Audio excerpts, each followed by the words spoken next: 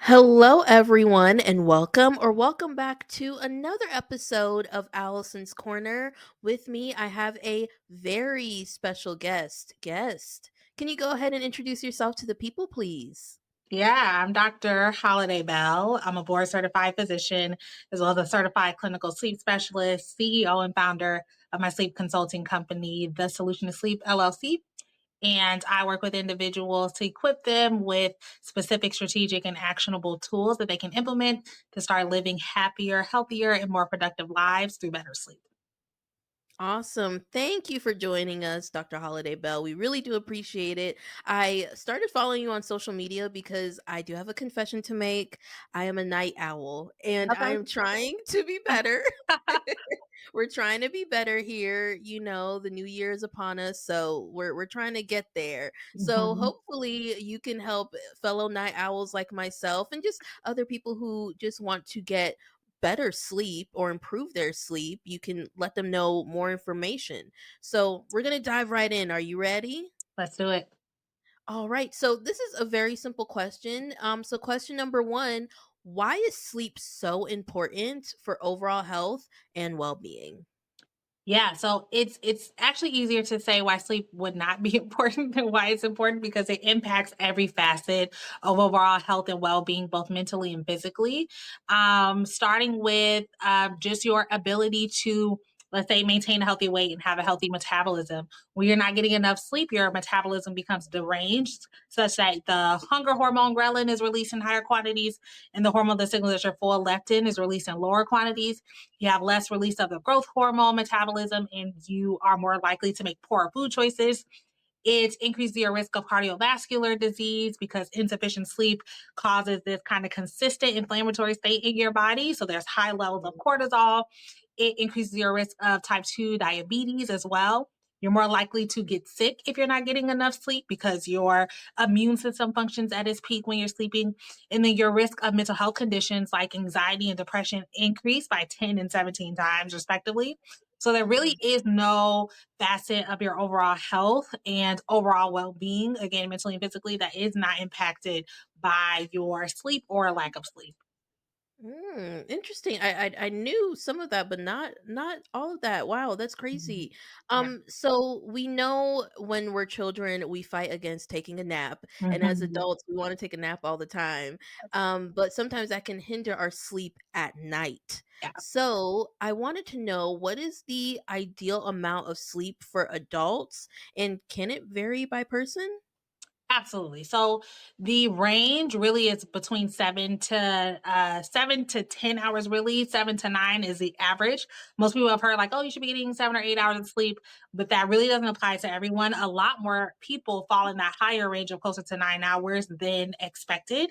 And so everyone's sleep need, I call it, is an individualized number. So I always recommend that people figure out what that number is for them. For me, it's 9 hours. I know that I need 9 hours. 7 hours is not going to cut it.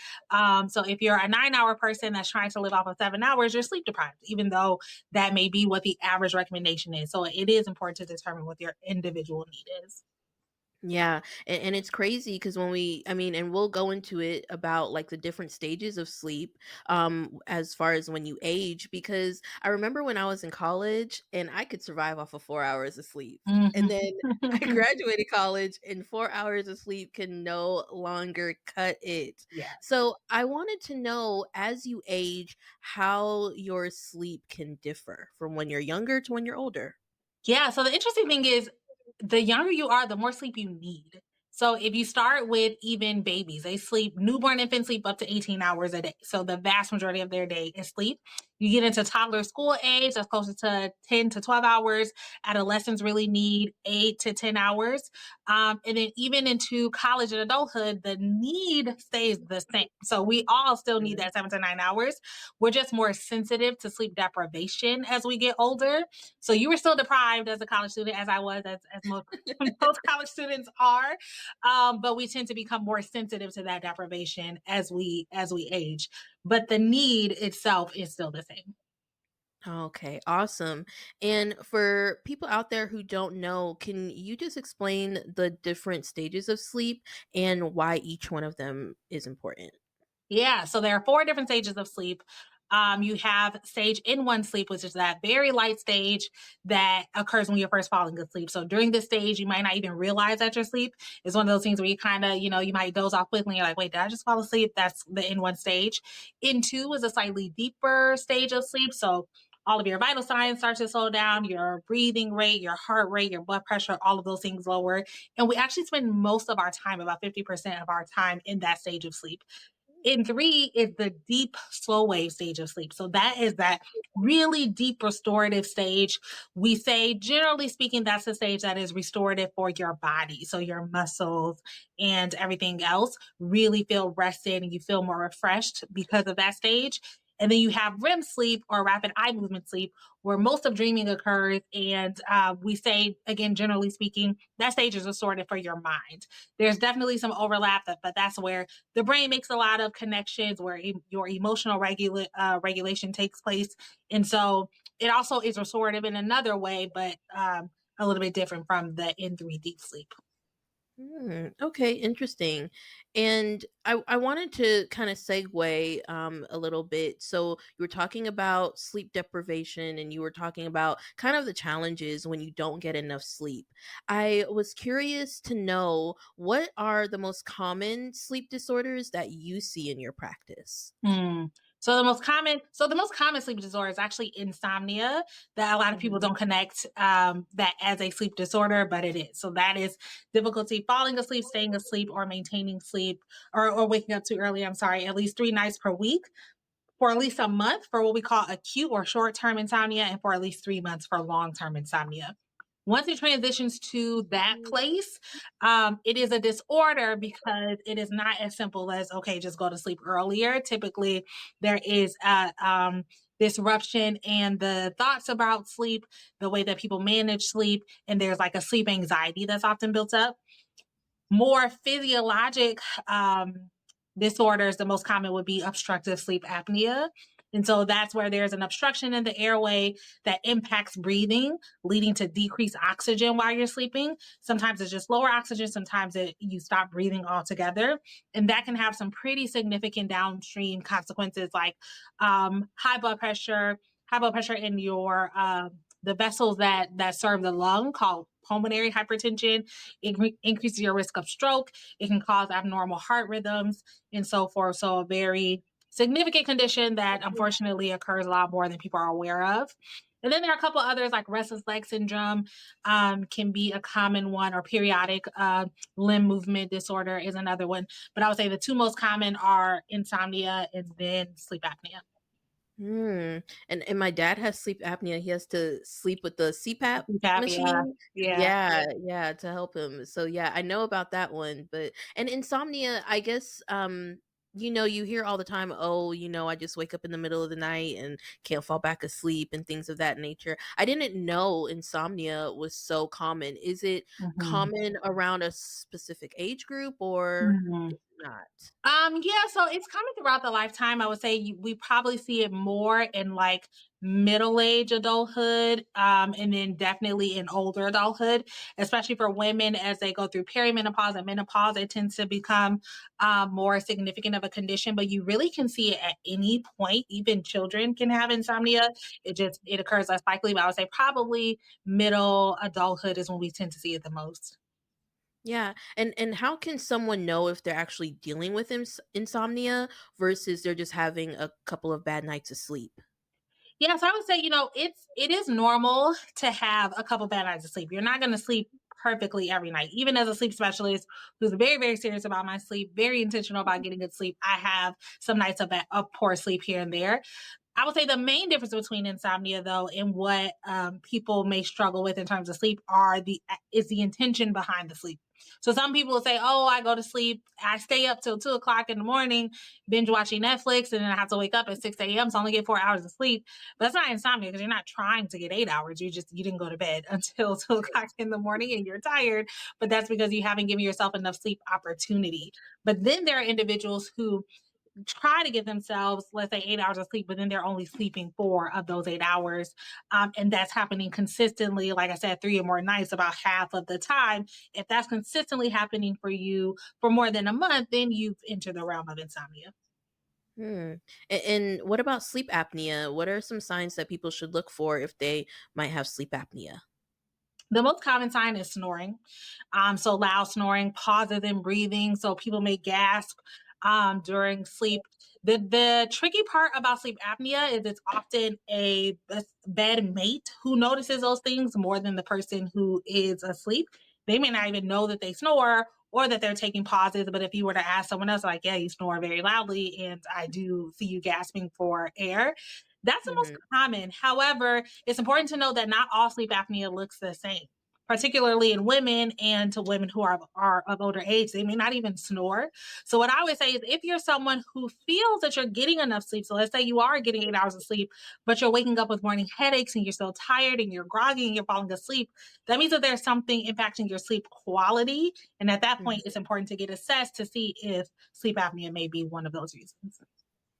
Okay, okay. Oh, okay. That makes sense now, I guess. And I wanted to go into sleep hygiene or some Mhm. tips for those who might want to get better quality of sleep, who Yeah. don't experience insomnia or sleep apnea. Mhm. Um, what are some practical tips you have for just improving someone's sleep overall? Yeah. So the most important thing is going to be consistency. The way that we train our circadian rhythms is through consistency in our actions. And the best way to be consistent is actually by waking up at the same time every day. Oh. Waking up at the same time is actually more important than going to sleep at the same time each night, because that's one of the strongest ways to reinforce your circadian rhythm, which is that roughly 24-hour cycle that dictates when you feel awake and alert and when you feel tired at night. And so that trains your circadian rhythm to send cues to be alert at the same time every day, and also helps with your melatonin release at night. Waking up at the same time every day, including the weekends, is really the Oh key. goodness. That's why I'm shaking my head. A lot of people will be consistent during the week because you have work or whatever, are the duties, but then on the weekend we get thrown off. But your circadian rhythm doesn't take weekends off, unfortunately. So it is important to be consistent. Now, with that being said, if you want to sleep in an hour is okay. So if you're normally getting up at 7, you can sleep in until 8 on the weekends, but you really don't want to sleep in much longer than that. Getting some natural light exposure within the first hour of awaking is actually super critical. And I think it's something that a lot of people miss. Light is the strongest factor that influences your circadian rhythm in a way that tells you to be awake and alert. Again, getting that exposure shuts off your melatonin release right away and helps to Mhm. reinforce your melatonin release at night. It increases serotonin production, which is a feel good hormone, and serotonin is needed for melatonin at night. So that's one like hack, so to speak, that can help sleep. You can go for a walk outside, do your morning routine by the window, use a light therapy box if you don't have morning light exposure. And Mhm. then lastly, I would say, and of course, there are many other steps, but these three will help a majority of people, is having a consistent bedtime routine that you do at a consistent time. So, having a way for your body and mind to transition from the stress and anxiety and all the things of the day to the calmness of the night and sleep is really key. And your bedtime routine can be a way to do that. That's devoid of blue lights from electronics or stimulating activities. Relaxing activities with low lights is going to be really important, but that can definitely help you ease into better sleep and have deeper quality sleep. Okay. I guess I gotta wake up early on the weekends now in order to get going. Not gonna be a fan, but we gotta try it. Yeah. So, yeah. So you mentioned blue light, and I know earlier you mentioned like binging Netflix, and I have to admit I am one of those people. Um, Mhm. can you explain how does screen time and blue light, how those things affect our sleep, and how people can mitigate those effects? Yeah. So as I mentioned, light is the strongest factor that influences your circadian rhythm in a way that tells you to be awake and alert. Exposing yourself to light, natural light, especially during the day, excellent. At night, though, what you're doing is telling your brain that you want to be awake and alert, even though you don't. The blue wavelength of light in particular, though, has the strongest impact on your circadian rhythm in terms of sending alerting signals. So, blue light is richly emitted from electronics like your phone and tablet and computer, And so basically, when you're looking at those things, particularly at night, you're sending signals to your brain, oh, let's not actually release our melatonin. I want to be awake and alert for probably several more hours, making it difficult when you actually want to fall asleep. So I recommend just staying away from those things in general, especially within an hour of your bedtime. It's actually helpful within a couple hours of your bedtime, though, to at least limit the use of those things, dim the room lights. So, a lot of people don't understand that the LED bulbs that we have in our lights also emit blue light. So, if you're just in a room with bright lights on, it still does a similar thing. So, trying to limit that, but there are also blue light blocking glasses. Some of them can be helpful at blocking some of those. They really need to be the amber color, like orange colored lenses to be effective. But if you absolutely must expose yourself, at least trying to block some of that with those glasses. Okay. Okay. I didn't think the blue light glasses actually worked, but hey, I Most of might. them, most of them don't. To be honest, most of them are just, yeah, they're like clear lenses that don't need to do anything. They really need to be those like orange lenses, and they don't block out all blue light, but they may help to block out some. Okay. Okay. That makes sense. That makes sense. I did want to know how does diet and exercise does that play a role in the quality of sleep that you can have? Definitely. So, particularly for exercise, research shows that engaging in daily physical activity can increase that amount of deep sleep. So, that N3 slow wave sleep that we talked about. So, that can be super important. What you eat can impact how you sleep, especially at night. So, we recommend generally having your biggest meal more than 3 hours before bedtime. Because if your digestive system is too active, it can be difficult to fall into a deep sleep. And then certain things that you consume, like caffeine, of course, alcohol, things really high in sugar, spicy foods, all of that can negatively impact your sleep as well. Okay. Okay, that makes sense. Yeah, I'll stay away from the bedtime snacks. All right. I know there's so many myths flying around as it pertains to sleep, so I wanted to get your expertise on some of those things. Sure. Um, is the idea of catching up on sleep real or is that a myth?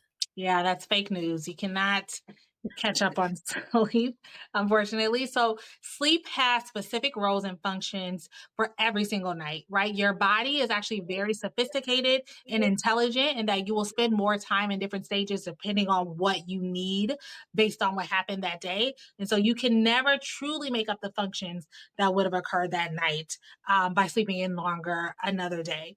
The other thing is like you build up sleep debt throughout the week from sleep you missed out on. So your body will try to repay that to a certain extent, but it'll just never recover those functions. Sleeping in later again also throws off your circadian rhythm, makes it more difficult to get good sleep the following night. So generally it's not a good idea. Usually when people miss out on sleep, let's say for a night or 2 nights, I recommend just getting back on your normal sleep schedule. Get if you need 9 hours, get your 9 hours that night and then try to be consistent, night after night with 9 hours because trying to catch up will probably create more harm than good. Okay. All right, good to know. Can you explain why some people feel more rested after taking shorter naps while other people feel a little bit more groggy? Yeah, definitely. So shorter naps is what we recommend. So the nap window of time is really between like 10 to 30 minutes. But there have been research that shows that naps as short as like 8 minutes can give you a lot of benefit. The reason that we recommend not sleeping longer than 30 minutes, though, is that when you sleep too long, you run the risk of falling into the deeper stages of sleep, as I mentioned, that slow wave sleep, the REM sleep. And when you're awakened from those stages, you're more likely to suffer from what we call sleep inertia, which is that groggy, disoriented feeling that can make you feel more tired than you did before you took the nap. And so Mhm. it really is better for most people to limit their naps to shorter than 30 minutes to get a boost of energy and creativity and mental clarity and all those things, but without the groggy feeling. Okay. And my last question as it relates to the myth or the fact of sleep, are there any common sleep remedies like melatonin or when people play white noise in the background, are they misunderstood or improperly used at all? So melatonin is definitely improperly used. It can be a helpful sleep supplement in certain situations.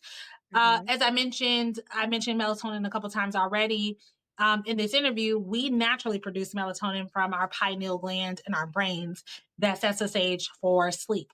So there are ways that you can increase your natural melatonin release by avoiding light exposure at night, increasing light exposure during the day, engaging in a bedtime routine, and so on. But there are certain situations when your circadian rhythm is thrown off that supplemental melatonin can be helpful. Jet lag is a very common one. So if you're traveling somewhere that your new bedtime is much earlier than your bedtime at home, your natural melatonin is not going to be released yet because it's not on that same schedule. So Mhm. supplemental melatonin can be helpful for those reasons. During the time change, when we fall back, similarly can be helpful. I also think that in certain situations for a night owl, so I'm actually naturally a night owl as well, and so naturally, my circadian rhythm is shifted such that if I just were left to my own devices for a long time, I would go to sleep somewhere around 1 a.m. and wake up at 10 a.m. That's like a ideal schedule for me, but life is not set up like that. So I can't Yeah. follow that schedule. So as I was transitioning to an early schedule and trying to function more as an early bird, I took low dose, it's the key, melatonin for a short amount of time until I was basically able to train my body to produce my natural melatonin earlier. So those are situations in which I think it can be helpful. A lot of times people will just use it as a sleeping pill every night and they're like, "Oh, this doesn't work." And that's because that's really not the point of it. It really doesn't work like that. Yeah, and what about white noise? Does that help or Yeah, so white noise actually does help. There have been some studies that show that white noise can create a more comfortable sleeping environment, can help you sleep a bit deeper, especially if there are outside noises from outside of your bedroom space that impact your sleep. Drowning it out with a continuous sound like a white noise can be super helpful. And I don't think people misuse that. I think if you want to use white noise every single night, I think that's totally fine. Oh, okay. All right. I wanted to ask about people who do work like the night shift and things of that Mm, nature. How mhm. can shift workers with irregular sleep schedules improve their sleep? Yeah, so shift work is really difficult on sleep. It throws out that consistency piece, which I mentioned is the most important at the beginning of this. But there are things you can do to get better sleep. For the night shift in particular, one thing I will often recommend is utilizing what we call anchor sleep, which is a 4 hour period of time that you spend sleeping, whether you're working or off, to anchor your circadian rhythm. So one big problem with night shift, aside from trying to be awake and working at night and sleeping during the day, is that when Mhm. people are off, they want to function normally. So they try to be active during the day and sleep at night, but your circadian rhythm doesn't flip flop like that. It's really hard to adjust, and so they end up being tired during their night shift and tired during the day, and so it's not a great quality of life. But let's say they work from 6 to 6, so 6 p.m. to 6 a.m., and they go to sleep around 7 a.m., then we'd recommend on the day after they work, so they get off at 6, they go to sleep at 7, they sleep till 3. On the days that Mhm. they're off, they go to sleep at 3 a.m. and sleep till 11 a.m. What that means is that 4 hour period between 7 to 11, they will spend sleeping whether they're off or they're working. So it gives them something to anchor their circadian rhythm around, but they're not completely switching around their schedule. And it allows them to function more normally during the daytime when they're off because you're getting up at 11 a.m. and you still have more of your day. So having that anchor sleep and then doing things like using a light therapy box during the first half of their work shift at night to retrain their circadian rhythm. Again, light is going to send signals that you want to be awake and alert, but then conversely, on your drive home, when you're wanting to go to sleep, wearing sunglasses to block out the sunlight, blackout curtains, keep the environment nice and dark. Taking a dose of melatonin in this situation can actually be helpful to again try to retrain their circadian rhythms. Okay. All right. So I'll let my friends know because they were curious. So definitely. What advice do you have for parents who are trying to balance their own sleep with caring for their children? Yeah, so my advice for parents is to equip your kids with healthy, independent sleep habits. It's one of the best things that you can do. Actually, this morning had a session with a group of parents, and we were talking about sleep training, and it really is one of the best things you can do for your kids and for yourselves because one, your kids need sleep. Sleep, as I mentioned, is important for every facet of functioning. particularly growth and development when they're younger. So if you equip them with those habits to fall asleep, stay asleep independently, there's no reason that you can't get sleep either. So really focusing on that and focusing on modeling healthy sleep behaviors. Just like we want to model healthy eating habits, we eat vegetables and working out and all those things. So we want our kids to see that. Same thing goes for sleep. So model those healthy sleep behaviors and prioritize healthy sleep for your kid. And then you can also get good sleep as well. Yeah, yeah, yeah. And I understand the juggle with parenthood and everything like that. Yeah, for sure, for sure. I wanted to segue into something a little different. So this is just something a little fun, and we'll see what your answers are. Okay. In the span of your career, what's been the most interesting thing that you've learned about sleep? Oh, that's that's a good question. What is the most interesting thing? I mean, I think sleep, everything about sleep is interesting, but okay, so this is a little known fact. Most people think that we like REM sleep, that rapid eye movement sleep is where all dreaming occurs, and that's not true. You actually dream in other stages of sleep. So I personally found that very interesting because I thought for a long time that that was the only time that we dreamed. So yeah, I would probably say that was the most interesting thing to me. And let's see. I know we busted some myths earlier. If you can bust another myth for us about sleep, what would it be? Mm. Some people think it doesn't matter the timing of your sleep as long as you get enough sleep, right? So let's say you need 7 hours of sleep. Well, as long as I got my 7 hours, that's all that matters. But again, that's really not the case. What we've learned, especially with a lot of medical conditions, is that the disruption of the timing of sleep contributes more to long-term health consequences than the time spent to sleep. So what we call it sleep consistency is one of the most important things you can have in terms of your health. The amount of time you spend asleep is also important, but it's more important to be consistent. So if you do nothing else, even if you can't reach your full sleep amount, being consistent in the time you go to sleep and wake up can benefit your health significantly in the long run. Awesome. And then my last question, can dreams tell us anything about our mental or physical health, really? Oh, yeah, that's a interesting question. There's lots of ongoing research about dreams and their meanings. We think that dreams are a way for us to kind of play out emotions or things that happen during the day. I would say there's a lot more research that needs to occur with that. So I think yes, but I don't have a lot to validate that or specifics to say about it. That's definitely an ongoing part of research. Well, hey, we'll figure it out soon, hopefully. Well, that is all that I have for today, Dr. Holiday Bell. Can you please let the people know where they can find you, where they can reach you? Yeah, definitely. So, my website, thesolutionissleep.com, is a great place to start. I also create a lot of content on Instagram as the sleep underscore MD, or you can also follow me on LinkedIn at Dr. Holiday Bell. Awesome. And thank you so much for joining us today. It was super insightful. I learned so much and I'm going to implement it in the new year. I There you promise go. myself I will. 2025. And for our listeners, as always, God bless. Have an amazing day and thank you for listening to Allison's Corner.